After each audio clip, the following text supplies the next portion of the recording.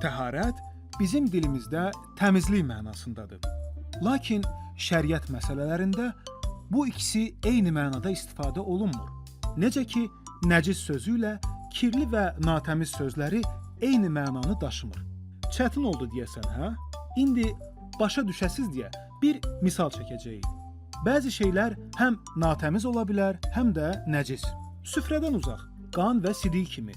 Amma bəzi şeylər kirli və natəmiz olsalar da nəcis olmaya bilərlər.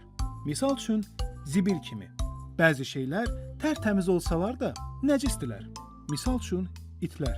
Bu, ağzı dili bağlı olanlar hamama da getsələr, iynə vurdurub, dişlərini yusalar belə pak olmurlar. Bunu da deyək ki, itlərdən istifadə etmək bəzi yerlərdə lazımlıdır və dinimiz də bununla bağlı bir məhdudiyyət qoymamışdır.